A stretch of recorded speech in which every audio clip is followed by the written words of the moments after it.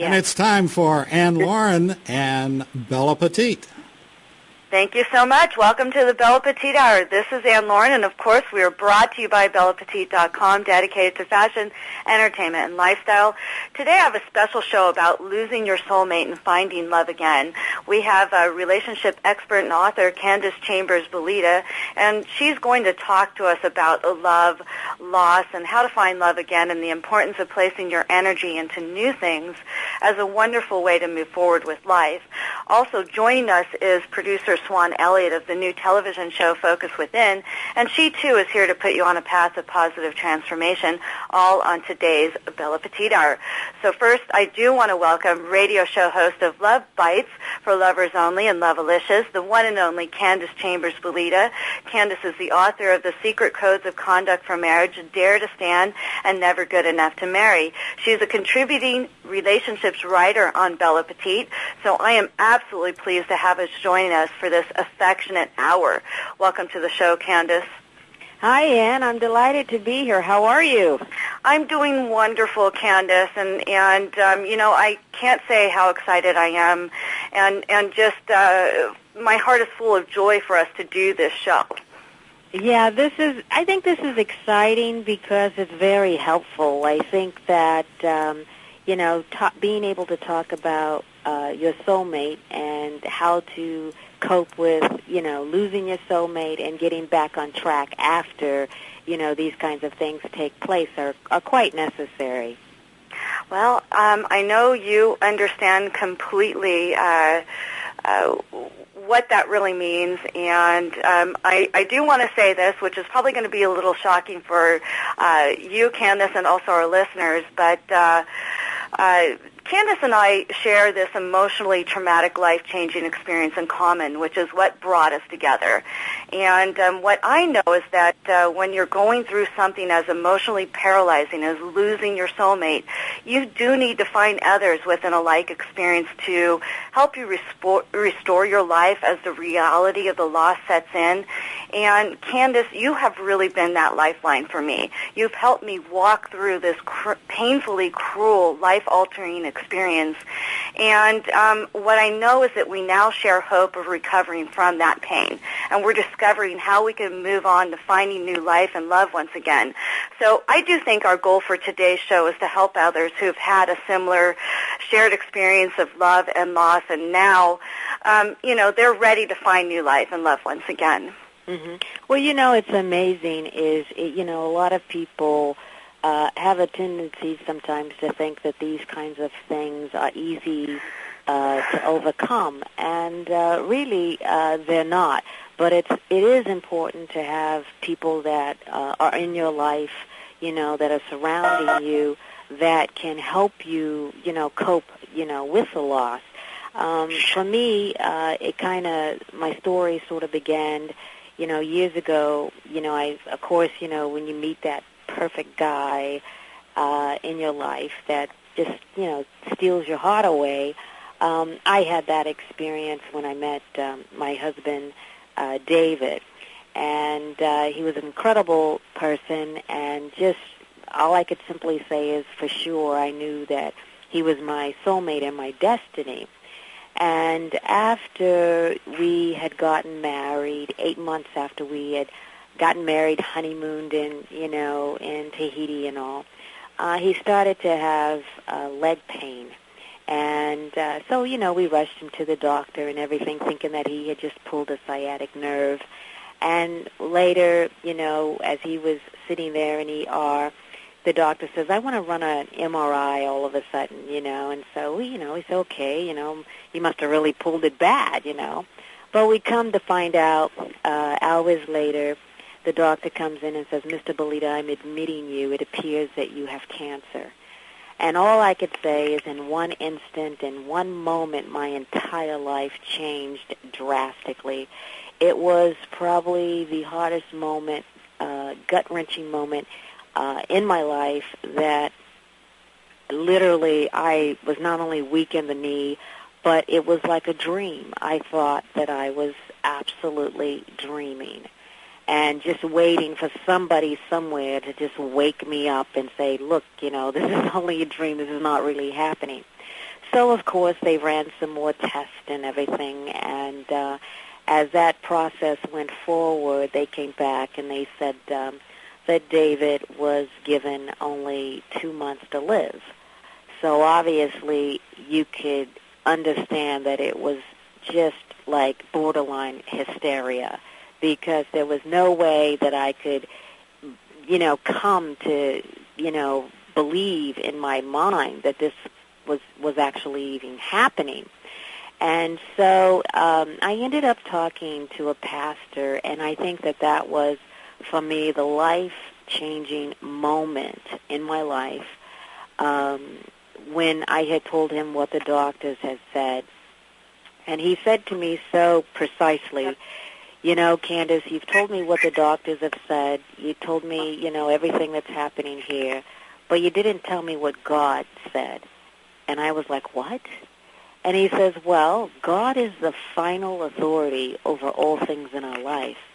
And for some reason, that was like the break of dawn, this glimmering light that shone brightly in my mind that just opened the door for me to have faith and to have hope. And so, of course, I rushed to the hospital, and I basically had told David, that it's God. It's God that's going to do this. God's the final authority. It doesn't matter what the doctors say.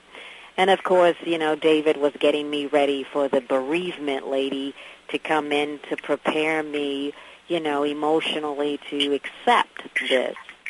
So, and that your soulmate, when you come together, you're like one. And it's what affects one affects the other. There's just no other way around it. And I had to have courage to believe, and I was on that quest to believe God for a miracle.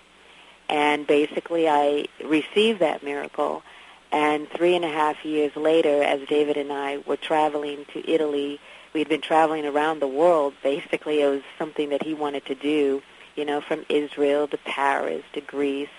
And he got sick in Italy and was dying, actually, in flight on our way back from Italy. And I knew at that moment, as I was holding David in my arms, we didn't know at that moment that he had a brain tumor. And he was dying on flight. And I kept saying, I love you, David. I love you, David. And he says, I love you too, Candace. And I knew that quitting was not an option. I knew that unbelief was not an option. And I knew that if David had died in my arms, I would have died too. And all I could do is tell you, Ann, God showed up on that plane. And by the time we made it from Italy to New York and then on to Los Angeles, the American Airlines, Italian Air, basically had, prepared for the paramedics and everything on the runway as we had landed, and he was rushed and had emergency brain surgery. And then, of course, a few months later, David had passed away. So that's in just the story of how I got to be where I am today, Ann. Well, I mean, I have to hold back the tears right now because your story is so powerful for me, and I think the difference between your story and my story is that I had no warning, as you did. So you maybe had that few years of time to help that set, to help kind of adjust to it. For me, the difference is that I had gotten up early one morning, and as you know, Ronnie had collapsed of just a heart attack, and he was very young. He was only 38 years old at the time, and so, and being pregnant too. So for me, it was just straight shock and trauma. So I think that, you're right when you say that your soulmate is part of you. At that moment, I died when he died. And you don't quite pick yourself up as maybe some people might imagine. So, how is it that one deals with losing their soulmate? Well, you're right about the part, that you're one flesh. And, I always liken it to the word meshing. And it's a very sweet thing when two people mesh together. They come together and they become one. And it's almost, they're inseparable. I mean, they almost think alike. They act alike. I mean, there were moments that I could think something, and then all of a sudden David would say it. And to me, when you have a soulmate, it's that person that was born for you and is your destiny. And it's amazing because it's the most incredible love that you can have in your life. And it's something that, I find that is the most remarkable experience, because people get married every day, but not every day do you find your soulmate. I agree. You are cut from the same cloth. That is your twin flame. There is nobody more identical than your soulmate, and it is a knowing experience. And you're right. People get married every day, but they don't find their soulmate. Absolutely. And for me, like I said, it was agony. It's something that hits you deep down in the core. And when David did, pass away, a part of me died. And the remarkable thing about it is that you are never the same. Never. I know for sure that I will never be who I was, before that moment. But yet, now this is, the light at the end of the tunnel, because there is a light for those, in the audience that are listening. There is light, because for me, at that moment, after the funeral and everything, and I'm living in a house in Newport Beach, and, you've got so much going on, you got finances, you got, children, you just got things that you have to do. All of the things of life sort of hit you in the face. Whereas before you were facing those things by yourself, with someone, now you're facing those things by yourself. And you sort of say, what do I do now? And I remember sitting there in the living room, and I was like, what do I do now, God? What do I do now with my life? And so amazingly, God spoke to me and said, now you share your story, Candace. Now you let other women out there, other people out there know that there's hope after this, that there's life after this, that there's things in your life to come that will raise you up above this situation here. Now, you have to admit, Ann, at one moment, it looks like there's nothing there but darkness. You're almost like you're like in the hole, and you're thinking, how am I ever going to get out of this? Because your heart has been broken and shattered into so many pieces, you don't think you're going to have any more joy. You don't think you're ever going to laugh again. You don't think you're ever going to rise up above that. And unfortunately, you've got people around you. They're saying, come on, move over, get up, keep going, do this, do that. And it's very difficult to do that. It's extremely difficult, and unfortunately, we do have to take a break right here. And when we come back, we will lift your spirits and tell you how you recover from losing your soulmate. Yes. Homeownership can be a wonderful experience, but there are times when systems and appliances need to be repaired or replaced, and that can be expensive. Protect your investment, give yourself peace of mind, and save time, money, and energy with First American Home Warranty. I'm Brandy Dietrich, your local First American Home Buyers Protection Regional Manager for Atlanta. Please visit our website at firstam.com/warranty. That's firstam.com/warranty. America's Web Radio is the most diverse and informative radio station anywhere in cyberspace. We have shows about health, business, current events, entertainment, home care, and everything in between. We appreciate your continued support of America's Web Radio. With all the back and forth in today's politics, it seems as though the Constitution gets lost in the mix. If you want to brush up on your Constitution, then join Michael Conley every Wednesday from 4 to 5 p.m. for the show Our Constitution on americaswebradio.com. Do your children know where their food comes from? At connectingfarmtofork.com, there's all kinds of ways to help your child understand how 300 million of us here in America stay nourished, clothed, and healthy. Activities, food facts, and farm visits help young people learn about America's hardworking farmers and have lots of fun doing it. Visit connectingfarmtofork.com today for a learning experience that'll really grow on you. connectingfarmtofork.com. Brought to you by the people who care at Feedstuffs Food Link. This is americaswebradio.com, the best in chat radio designed just for you. And welcome back to the Bella Petite Hour. This is Ann Lauren, and I've got host of Love Bites for Lovers Only and Love-a-licious, Candace Chambers-Belida, and we are talking about losing your soulmate and finding love again. And as Candace was just sharing with us, you know, we both have gone through this pretty much together, and our stories are very similar. And losing that soulmate is it basically is like losing part of you, as you were saying, Candace, and it gets so tough of how you actually face life again. And I don't think it's something that happens overnight. I think it literally takes years. You know, for you, it's been several years at this point, and it's been a couple years for me. It took me 2 years to even care to get back on my feet again. Was it the same for you? Well, I think the first thing that happened, like I said, is I just felt lost. I felt like I was existing on the earth, and I just felt it's kind of like you lost your roadmap, and your compass. Your compass. Gone. You know, it's gone, and you're sitting there. It's kind of like, you know, when you get in your car and you're taking a drive, and you're saying, okay, I'm going to go here, and then all of a sudden you take one turn and you find out that you're somewhere in nowhere land, and you're like, okay, how do I get out of here? And there's nothing that can help you get out of there. And so for me, it was a God thing. I mean, it was that aha God moment that I had, that, Candace, there's no way that you're going to get through this and beat this thing unless you really surrender your life and turn it over and ask God for help. You know, and I mean, it wasn't a bad decision in going in that way, and it wasn't one of those things where people say, well, gee whiz, you were so weak that you had to go in this direction.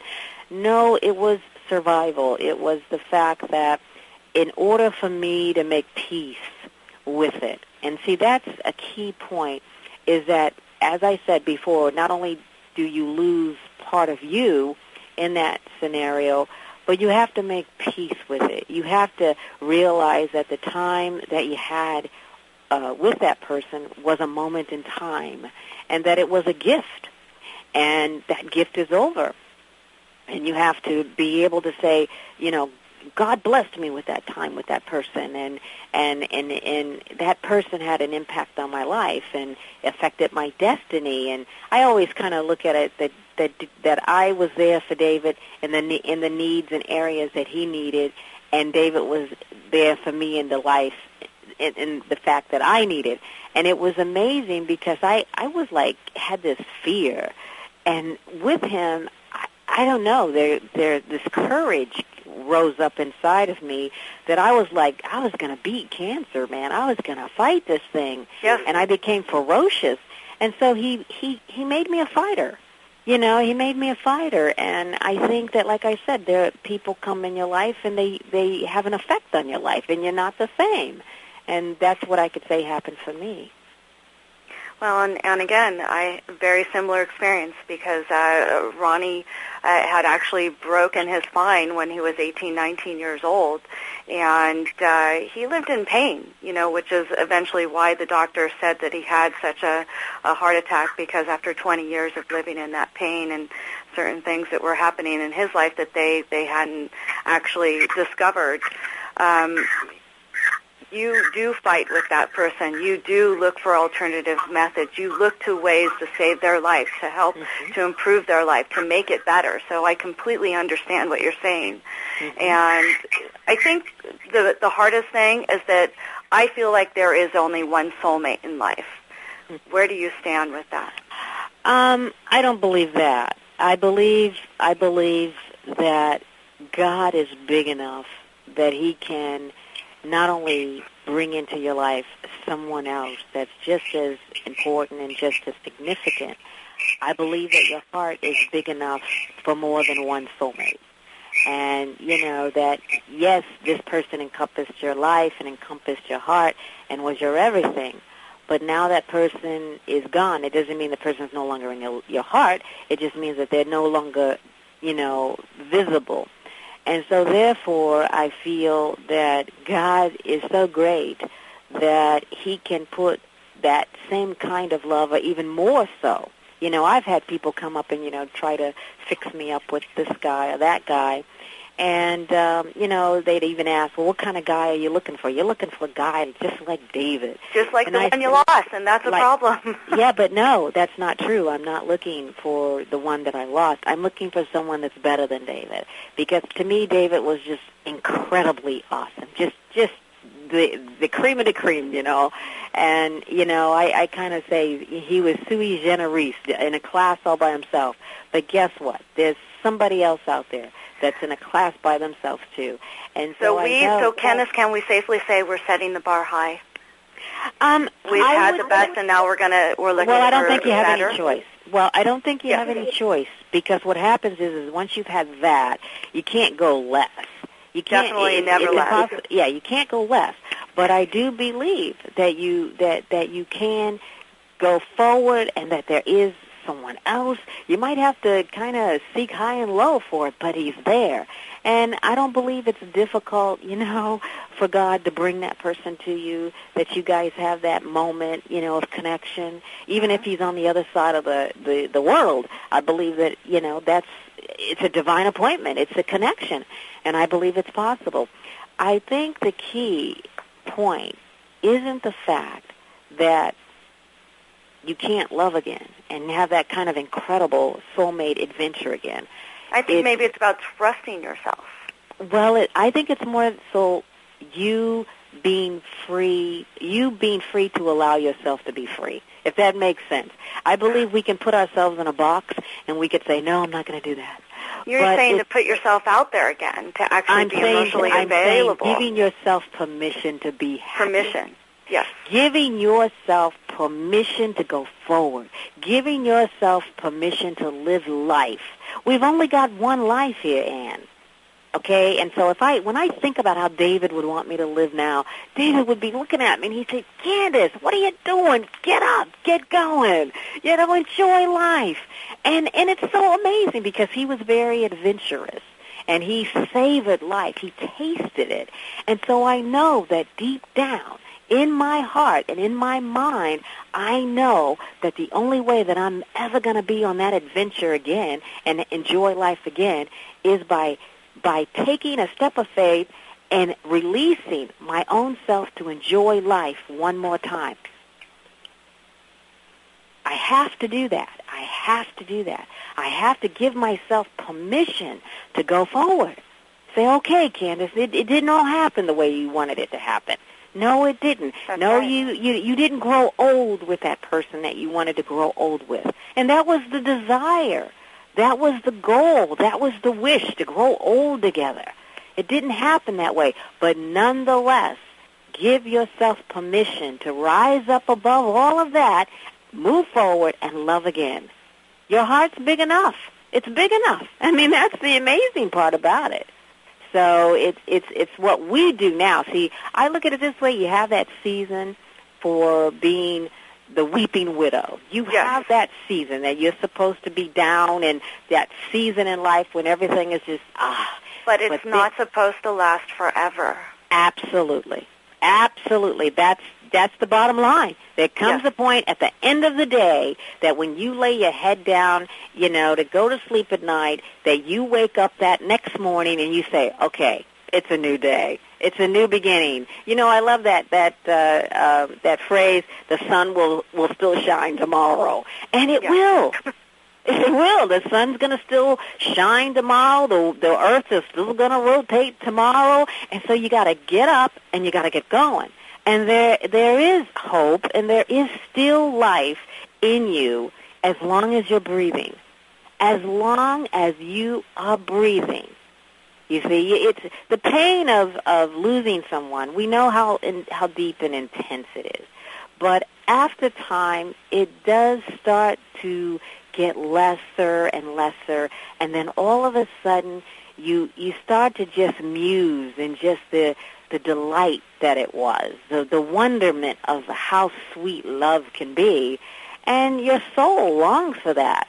It does. God, It does. I remember you saying this to me, and I thought you were actually crazy at the time, that the pain would get less and less. But, now that it's been a few years, you are absolutely right. It does become less, but it's nonetheless still there every day at the top of your mind about what you've been through. So, can we ever be the same again after losing the one we love? No, we will never be the same. We can only be better. We will never be the same. And my goal is to be better than I ever was. Better, a better person, where I am capable of looking at whatever hits me in the face and finding the good in it, finding the lesson in it, finding the victory in it, finding the joy in it, and being able to move forward. I mean, to me, that's the ultimate goal of it. And the thing about it is let my life touch somebody else's life. Every day somebody somewhere, is losing their last breath, and there's another widow out there, whether it's a male widow or female widower out there. And so, to be honest, for me, is to share that the hope that there is life after this. And it's important, and I think that we recognize that love is a gift. Just the bottom line, it's a gift. And, we have these moments in time, and we're supposed to share them and enjoy them and embrace them. But nothing on earth is permanent. And as much as we would love for it to be permanent, nothing is permanent. No, life is fluid. I know I've learned that lesson. It's definitely fluidity that you have to learn to flow with, so to speak. So how do we really become better than ever emotionally after going through this trial? I would say being thankful. And, for me, stretching your hand forward and doing something for somebody else. Because sometimes people, you can get into a pity party. Oh, woe is me. This happened to me. This is just terrible. Life is just horrible. That's a really long party, too, I've got to tell you. Yeah, it is. It is a pity party. And the thing about it is it's a funny thing, is I met this old lady. Her name is Catherine. And I met her once at church, and she, she's just this beautiful-looking elderly lady. And one day she just stops me and she says, "You, come here." And I said, "Yeah." And she said, "Knock it off." And I go, "What?" She goes, "Knock it off." She goes, "I lost my husband years and years ago, and I've been pining, all my life for the love of my life, the loss of my husband." And she says, "I'm going to tell you something. There's nothing worse than growing old and all alone. So knock it off and get going." She scared me so bad. She set me straight in a blink of an eye. And what she was trying to say is, you're still breathing, honey. You're still breathing. You're still beautiful. You still got gusto. You still got life in you. And it's to be shared. God said it's not good for man to be alone. And it's not. It's not good, to wake up in the morning by yourself. It's not good to not be able to sit down and share that cappuccino with someone or sit down and have dinner with someone. And these moments in our life are to be shared. And so, yes, I believe that there is another soulmate out there for you if you've lost your soulmate. And I do believe that your heart is big enough to be able to contain that same kind of love or greater again. Candace, nobody says it better than you, and that's the message that we want our listeners to come away with from the show today. Thank you so much for sharing that with us, Candace. I'm looking forward to our next show together, but we do have to take our next break, and we'll be right back with our next guest, Swan Elliott of Focus Within. Again, thank you, Candace. Thank you so much, Ann. Take care.